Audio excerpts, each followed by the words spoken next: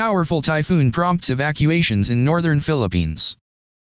A powerful typhoon shifted and abruptly gained strength Sunday as it blew closer to the northeastern Philippines, prompting evacuations from high-risk villages and the capital, which could be sideswiped by the storm, officials said. Typhoon Nora was swirling at sea about 115 kilometers, 71 miles, east of Infanta town in Quezon province with sustained winds of 195 kilometers, 121 miles per hour, and gusts of up to 240 kilometers per hour, 149 miles per hour, at mid-afternoon. Forecasters expect it to smash into the coast later Sunday. While barreling toward the archipelago, Nora changed track southward, pushed down by a high-pressure area to its north.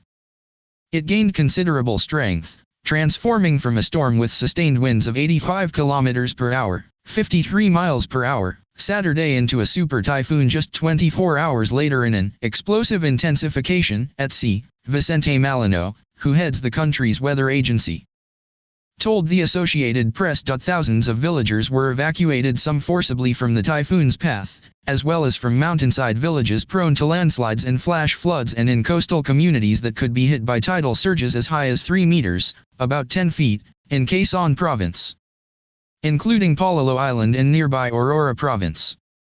The combined effects of storm surge and high waves breaking along the coast may cause life-threatening and damaging inundation or flooding, the weather agency warned.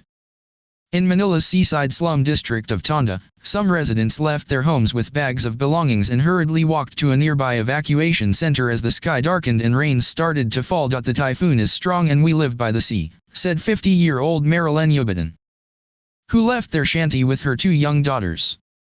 If we fall into the water, I don't know where I will end up with my children. Melchor Avanilla Jr., who heads Quezon's Disaster Response Office, said law enforcers were under orders to forcibly move people who refuse to leave their homes. But so far we've been able to do this by just appealing to people, Avanilla told AP by phone. Several provinces and cities, including the densely populated capital Manila, suspended classes and government work Sunday and Monday. The typhoon's eye could pass about 40 to 50 kilometers, 25 to 30 miles, from metropolitan Manila, which is nearly a direct hit, Malino said. Fishing boats and inter-island and cargo ferries were restricted to port as a precaution, the Coast Guard said, stranding cargo trucks and more than 2,500 passengers. More than 30 flights at Manila's airport, mostly bound for domestic destinations, were cancelled. The typhoon is forecast to sweep through the main Luzon Island overnight and into the South China Sea on Monday. It's on track to hit Vietnam later in the week, still maintaining its powerful winds. About 20 storms and typhoons batter the Philippines each year. The archipelago also lies in the Pacific Ring of Fire, a region along most of the Pacific Ocean rim where many volcanic eruptions and earthquakes occur, making the Southeast Asian nation one of the world's most disaster-prone.